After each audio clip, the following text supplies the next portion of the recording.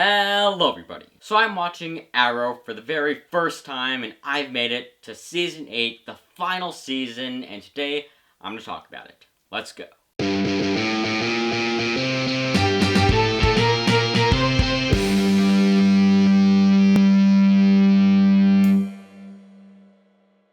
So, I thought that this season was pretty good. I think it was a pretty good ending to the series. It really revolved a lot around the crossover event Crisis on Infinite Earths. It was really, for the first 7 episodes, it was set up for it, then it was the crossover event, then it was the aftermath of it, it revolved around that. There wasn't really like a storyline in and of itself in this season. It was really just focused on setting up this crossover and finishing off the season, showing the aftermath of it. And so because of that, I can see how some people wouldn't have liked this season, because it wasn't really a season of Arrow. It was just, it was more like Oliver Queen into the multiverse of madness, and not, a season of Arrow, where you're seeing Oliver trying to save his city, being the vigilante, having a villain who's threatening Star City, and having him, have this conflict there, having Oliver, have a conflict between his Oliver Queen persona and his Green Arrow persona, and having problems trying to figure out with his mission and stuff, the things that come with Arrow seasons. You don't really get it here, but I thought what they did was cool, and I enjoyed it. I could see how people wouldn't have, but I really enjoyed this season. I think it did some really cool stuff. Again, it didn't feel like Arrow at all, but it had some cool stuff happen in it, and so even though it didn't really feel like Arrow, it had a lot of cool stuff that it explored in it. Now, my only real problem with this season was its effect on Season 7, because it kind of ruined Season 7 in a way, because it made Season 7 have to be really the final season of Arrow, the final normal season, and I don't think Season 7 was ever supposed to be that. It just kind of forced it to be, and so we're going through Season 7, and it's just this normal season. It's kind of a mediocre season. It did some interesting stuff, but it was kind of, it's Season of Arrow. It's pretty good, doesn't really do anything that great, but it's decent. And then you get to the end of it, and it's like, oh yeah, by the way, we're gonna start wrapping things up here and having Oliver and Felicity go off and leave the team, and everybody's saying goodbye now, and you're like, wait, what's happening? We're closing this out now? What? I'm confused. I didn't think this was the ending. Like, the rest of the season didn't really set up this to be the ending of this series, kind of, in a way. And so it just felt weird. Like, it felt rushed. Like, we're like, okay, we're doing the season. Oh yeah, we kind of have to wrap it up because we need Season 8 to be this, very crisis-centric. So we have to kind of make this the last normal season of Arrow, so we're kind of wrapping this up so we can, we don't have to really deal with a lot of the plots of Arrow in the next season. And it kind of hurt Season 7 in a way. It made it have to be this thing that it wasn't meant to be, I don't think. So yeah, I think that that's really my only problem with Season 8, is that it made it so Season 7 was the final normal season of Arrow, and it doesn't really work well as that. So yeah, I think that that's my only problem with Season 8. But overall, I think it did some really cool stuff, exploring different scenarios, with alternate Earths and time travel and time loops and crazy stuff like that. that's always fun to see. Of course, yeah, it doesn't really fit with the show Arrow, but it was still cool.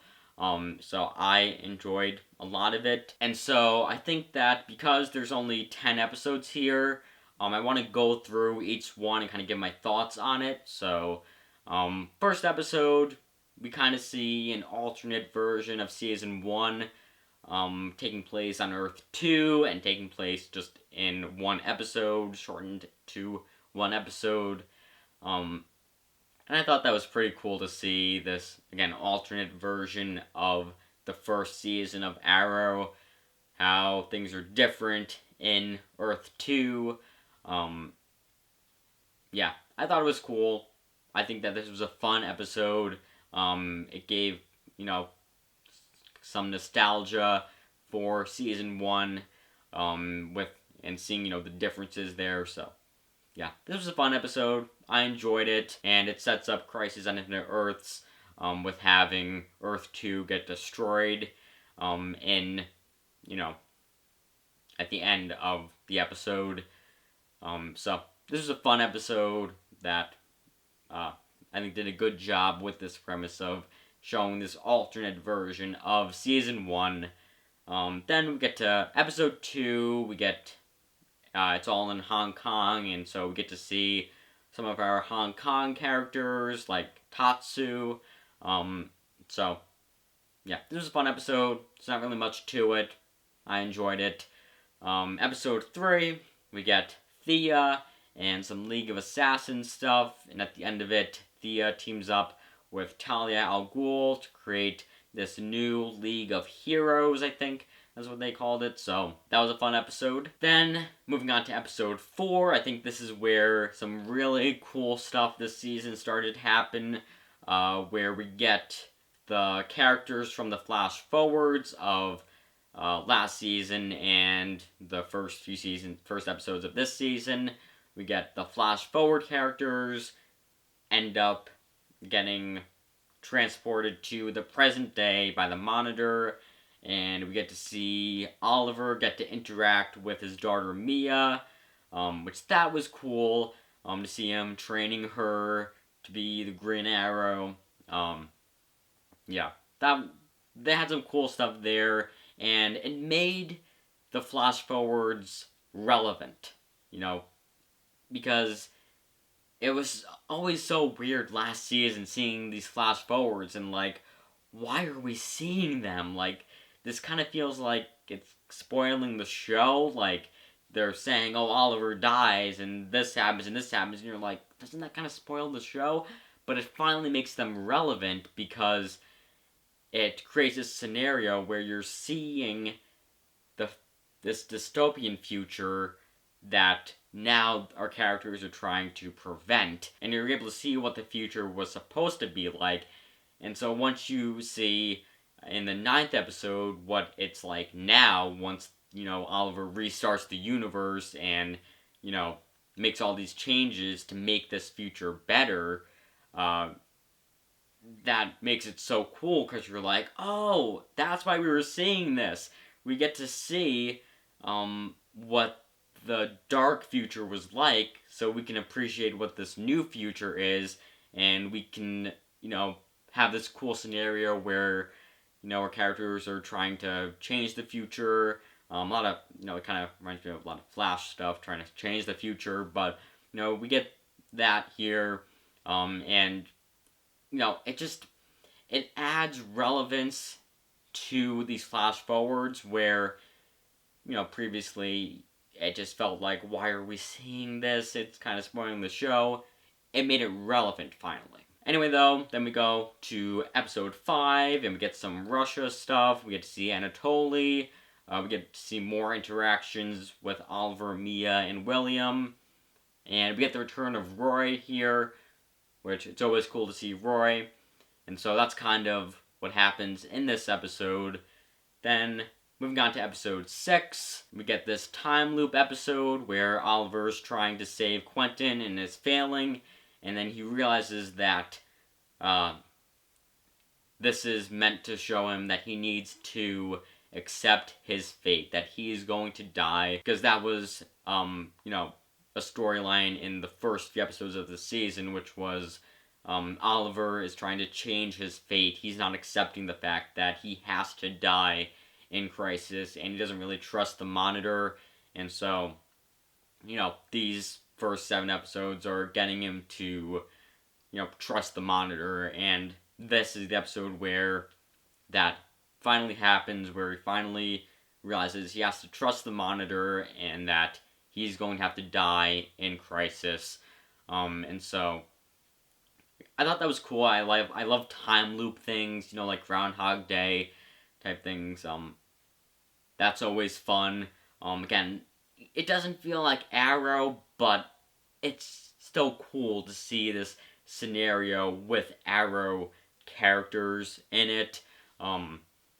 So I thought it was cool to see this time loop thing here. Then, episode 7, we get some Lian Yu stuff. We get the return of Yao Fei and Fire, the villain from Season 1 flashbacks. And so, that was cool to see that. And I think this episode does a good job at giving Oliver a moment with each person. He has a moment with William, he has a moment with Diggle, he has a moment with Mia, and then it ends with the crisis is starting. And so we move on to episode 8. This is our crisis episode. You can watch my video about Crisis on Infinite Earths by clicking up there. But this is our crisis episode. Oliver dies and restarts the universe and makes it better. Then, episode 9. This episode takes place in the future in 2040. This is where we get to see what this new future is like. We got to see the dystopian future in the flash forwards of Season 7 and the first few episodes of Season 8. But here, we get to see what's this new future like? What is the new future of this new universe that Oliver created? And we see it's perfect, basically. Mia is engaged to JJ. They're living in the Queen Mansion. Life is good until Laurel comes to the future from the present and basically wakes everybody up. Wakes Dinah up, wakes Mia up by, giving them their old pre-crisis memories back. And so this leads to Mia teaming up with Laurel and Dinah to fight crime in Star City, because crime has returned to Star City. So Mia becomes the Green Arrow and starts her own crusade. And I guess this was supposed to be sort of like a backdoor pilot for a spin-off series, following Mia Queen as the Green Arrow. I guess that's not happening anymore, but I think that would have been a cool thing if they decided to pursue it, but I guess they're not anymore. So, oh well, I didn't really care that much about it anyway, so it would have been cool. I probably would have watched it if they had it, but I don't really care that much. I think that was just a weird choice to do this backdoor pilots. Backdoor pilots don't really work that often. I guess The Flash is really like the only one that has worked in recently, because they have sort of a backdoor pilot with, Barry Allen appearing in season 2 of Arrow, and then he gets the Flash show, which has become one of the biggest Arrowverse shows out of all of them, so that's really the only backdoor pilot that has ever worked. Most of them don't really work. So, yeah. This was a backdoor pilot that, as usual, didn't work. So, yeah. This was kind of weird. It seemed like there was going to be a conflict between Mia and JJ, because at the end, JJ gets his memories back, and I guess he's going to become Deathstroke again, who's going to become bad. I don't know. There's going to be a conflict there, it seemed like. So, that would have been cool to see, but we're not getting that anymore. And then, we're finally at the final episode of the series, of the season, episode 10. we get one final mission where the team has to come together to save William. Uh, he's been captured, and so they have to come together to save him. We get some season 1 era flashbacks. We find out that in this new timeline, in this new universe, Quentin, Tommy, and Moira are all alive. That is a cool concept. It does kind of feel like that. It kind of retcons the show. It kind of cheapens the depths. Like, it kind of cheapens the events of the show if it's like, oh yeah, we just brought everybody back. And it's like, okay, but like, they died. I don't know. It just feels like it's a cool thing to have happen, but it does kind of cheapen their deaths when you do that, so I don't know. I thought it was fine. I thought it was still a cool thing that they had happen here. You know, it makes sense that Oliver, when he's restarting the universe, he's going to, you know, have people in his life get brought back to life. He obviously can't get Robert Queen back because his death was an important piece of his life. You know, that's too big of a change, so we couldn't do that, but he can bring back Moira, Tommy, Quentin, and everything's fine. So, that was cool. Again, kind of cheapens their deaths a little bit, but it was still, again, a cool thing to have happen. We get Oliver's funeral, which I think was done very well. The team accepts that the mission is finally over, that crime is no longer a big problem in Star City, and they all go their separate ways. Renee's going to replace Quentin as mayor. Dinah is moving to Metropolis to help the city there. Sarah brought Mia to the present to see her father's funeral and be part of this mission to save William. And so at the end of the episode, she goes back to the present, off to her spin-off show that, again, isn't happening anymore. Diggle and his family are also moving to Metropolis, and we see this meteor land by Diggle's new house. Then we find out that it's not really a meteor, it's a box, which Diggle opens, and he sees a green light emitting from it, which I guess means that Diggle is going to become the Green Lantern, which, very excited for that. Can't wait for that to happen at some point. I guess that has not happened officially yet. I cannot wait for that to happen. That would be totally epic. I hope they give him a whole TV show, the Green Lantern TV show. Following John Diggle as the Green Lantern. That would be cool. That could be done wrong very easily, but if done right, that could be amazing. So that's very exciting stuff happening there. And then we see in the future, in 2040, just like it happened at the end of last season, season 7, the Monitor takes Felicity to see Oliver in the afterlife, and they live happily ever after there. And that's where the series ends. And so, now I want to give some final thoughts on this series, Arrow. I thought it was good. I really enjoyed this series. I think it gets way too much hate. Obviously everybody says they love the first 2 seasons, but almost everybody says that the latter seasons aren't that good. A lot of people hate season 4. I personally don't hate season 4. I definitely think that it is one of the worst seasons of Arrow, but I don't think it's bad by any means. I think the only part of this series that I think was actually bad was the first half of season 5. I think that stuff wasn't good. I think, as I say in my video talking about Arrow season 5, it just felt like, with all these new characters appearing here, that we don't really care about any of them yet, and they're trying to get us to care about them. It just was weird. So I think that the first half of season 5 is really the only portion of this entire series that I thought absolutely sucked. The rest of it I thoroughly enjoyed.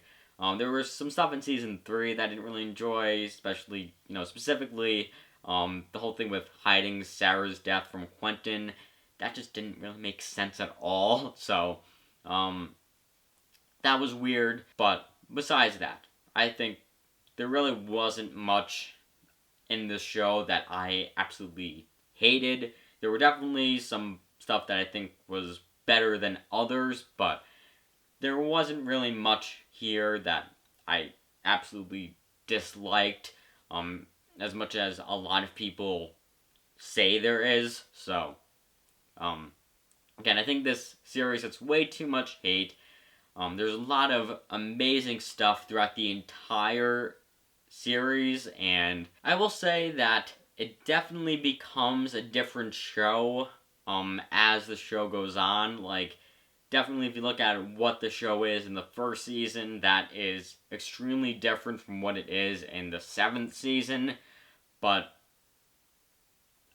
I think that it's still good, and I think that also kind of reflects Oliver becoming someone else, something else. Yeah, I just had to make that joke one last time, but overall I think that even though this series may have some really high points and some really low points, I think overall it was great, and I am very glad that I watched it. Anyway, though, those are my thoughts on Season 8 of Arrow and the series as a whole. Please comment below your thoughts on it, and remember to give this video a like, subscribing to the channel, and maybe check out some of my other videos. And with that said, that's a wrap.